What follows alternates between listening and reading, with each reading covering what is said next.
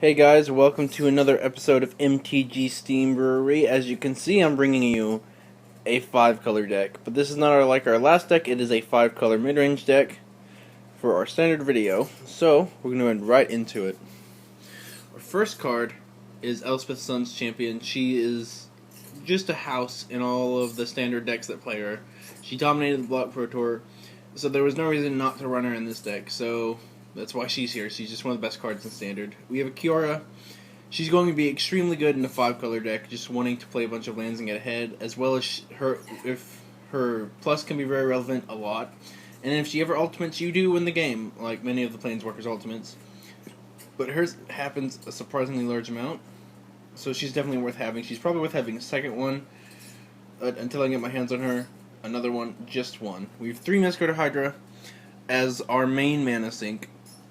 Being something uncounterable and with haste, with a deck that generates a large amount of mana, is going to be very good. It's not uncommon to be playing this as for 5 or higher. In fact, that's normally what you're going to be casting it for in this particular deck. You're going to be casting this as a 5/5 or larger with haste, uncounterably, which is very, very good. And drawing multiples of them can just end a game very quickly. As well as protection from blue, so things like Azorius Charm and Detention Sphere don't touch it, which kind of make it really hard to kill. We have, like from the blue-white decks anyway, we have 1 Keranos, one of the probably best gods in my opinion. He's been either going to generate card advantage in one of 2 ways, by either drawing you more cards or by casting a lightning bolt every one of your turns, as well as being indestructible. It's not uncommon for him to come alive either, having him, Chromanicore, Kiora, Pronastic Sphinx, all these things that add 1 or normally 2 devotion to him. He can become alive very quickly. And against things like Mono Black or the Black Green Devotion deck, they just can't answer him. They have no way to kill him. The White Black deck can with Banishing Lights or Deicides, but Mono Black Devotion can't touch him unless they Thoughtseize him, so he's going to be a huge house there. 2 Chromanicore is the main reason to even bother trying to play a 5-color deck. 4/4, Flying, First Strike, Vigilance, Lifelink, Trample, and he has Bestow for 2 more mana, so he's going to be huge, especially if we can put it on a Prognostic Sphinx. Unfortunately, we are not able to bestow it onto a Masquerader Hydra as it has Pro Blue, but even if we just play this as a 4/4 creature, he's still extremely good. And having a Baneslayer Angel with 1 less power and toughness isn't really that bad, with notably more abilities than Baneslayer Angel. So he's going to be very good every time you resolve him successfully. 2 Prognostic Sphinx in a deck not playing Supreme Verdict in the main deck, or anything that actually kills it. It's a huge card, being a 3/5 that can gain Hexproof, and allows us to scry 3, which in a 5-color deck with just a deck full of very potent, powerful spells, being able to dig the more action, or the specific cards you need is going to be huge against pretty much everything. And our next card is 4 Almsbeast. The other option was Desecration Demon. This is slightly easier to cast, being 1 white, 1 black, as well as it has a huge upside of not being able to be tapped down, though it still gets answered by either half of an Elspeth. This cannot be tapped down on turn 3, because having no basics, only Temples, Shocklands, and 2 Mana Confluence. If we go Temple into Shockland, Caryatid, into, or even just Mana Confluence, Caryatid, or untap Shockland, tap the Mana Confluence, Almsbeast, it's the same as playing 2 Shocklands. And already being at 16, plus whatever they've attacked you for, to play an Almsbeast on turn 3, if they just go Sack-a-Doo, tap it down, and attack from a hyper-aggressive deck, it's going to be very bad for us. As well as against a lot of decks where they can just generate enough guys to tap down your Desecration Demon and get in for large amounts of damage, especially with Pack Rats. This cannot be done by that. And our opponent gaining life doesn't really matter with this deck, as we are the 5-color deck. We have a much better late game than almost everything in the format.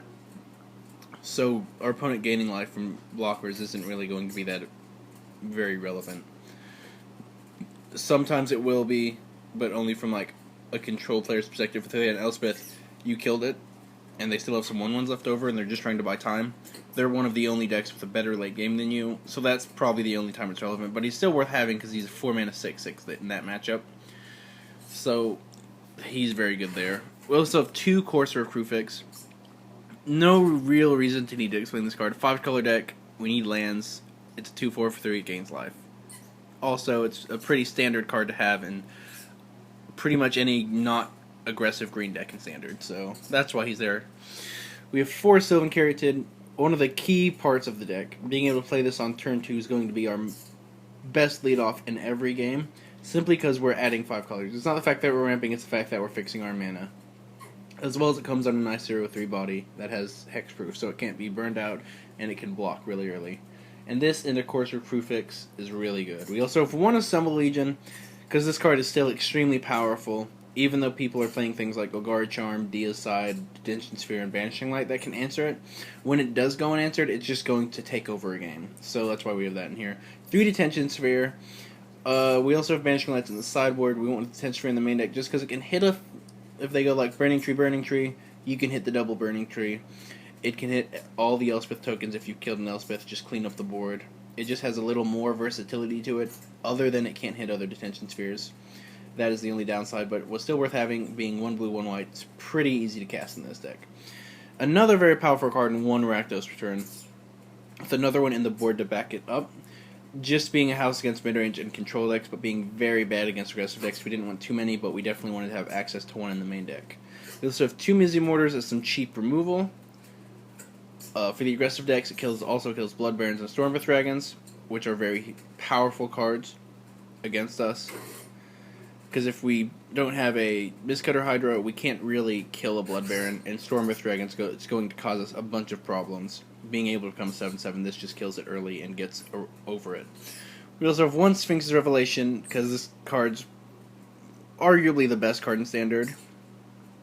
It's definitely very up in the top 5. It's been dominating Standard pretty much since it was printed, even though it was really undervalued when it was first printed. It didn't take long for people to figure out how powerful this card was, and it's just kind of been dominating Standard since then. We also have 2 War Leaders Helix.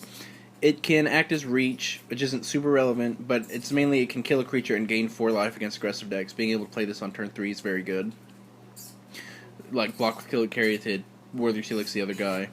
Against burn decks, just having something that says gain 4 life is going to be very good as alongside Revelation, if you can resolve this while they don't have Skullcrack mana. We also have 2 Far and Away as just some more removal. It can also be very good against mid-range decks. It's a way to kill Sylvan Caryatid if we're on the play, before they can use it for mana, which is always nice. And it is an out to Blood Baron if we don't really have another way to get around it, or other such annoying things. And then our final spell in the deck is 4 Chromatic Lantern, because being 5 colors, we really needed something that could fix our mana perfectly and then ramp us a little more, and this does exactly that, so that's why that's in here. And then we get to our mana base. It's very carefully constructed, but I don't really want to go too in-depth over it, so we're just going to go on through it. We have 2 Mana Confluence, 2 Hallowed Fountain, 1 Temple of Enlightenment, 1 Steam Vents, 2 Temple of Epiphany, 1 Stomping Ground, 1 Breeding Pool, and then down to the next row, 1 Temple of Deceit, 1 Blood Crypt, 2 Temple of Malice, 1 Temple of Triumph, 1 Overgrown Tomb, 2 Temple of Malady, 4 Temple Garden, and 3 Temple of Plenty. If you like the judges in your area, don't register this at a PTQ, because they might hate you if they have to do a deck check. But if you don't, or if you think that they'll be fine with it, then go ahead and build that mana base. And I will see you in a second for the sideboard. Hey guys, sorry about that. Welcome back for the sideboard. As you can see, full of a ton of 1 and 2s, as we're just a 5-color deck, so we can play pretty much anything we want. So let's go and get right on into it.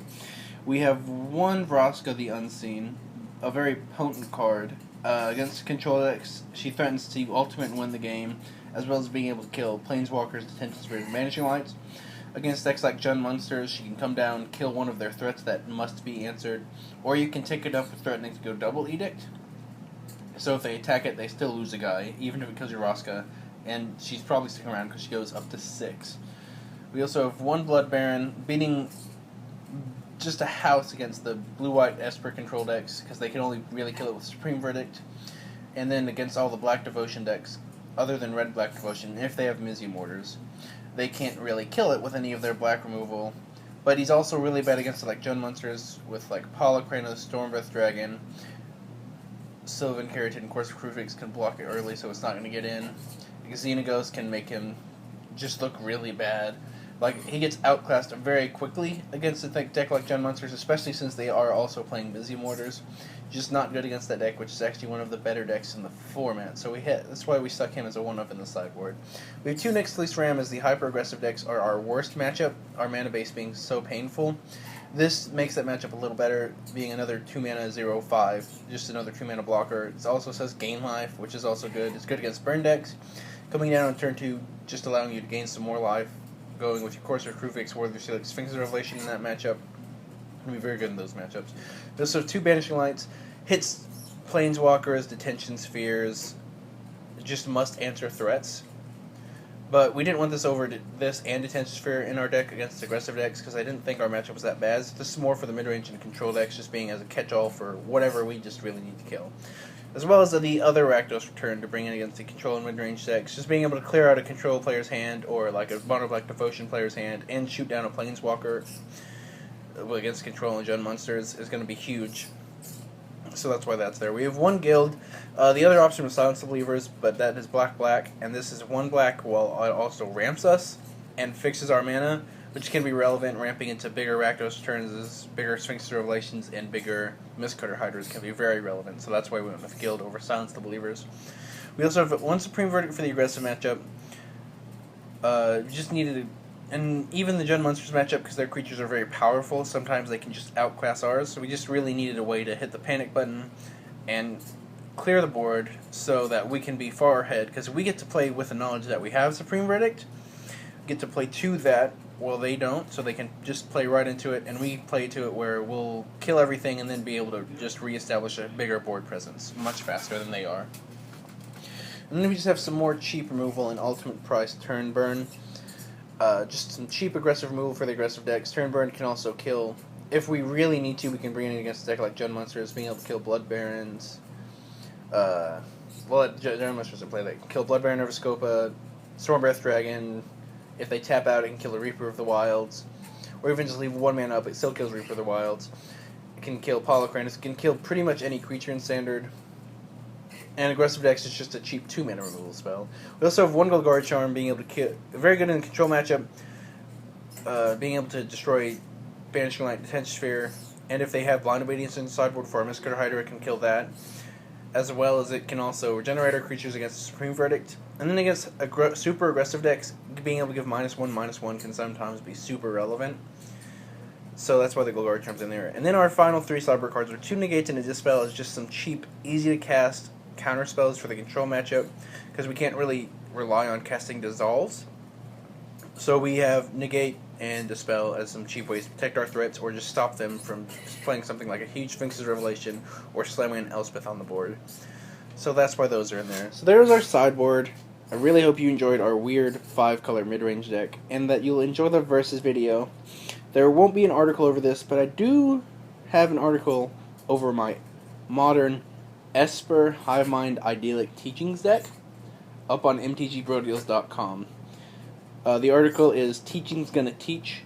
It is by Noble Troll, which is me. So if you guys want to go check that out, please do. MTG Bro Deals is a great site.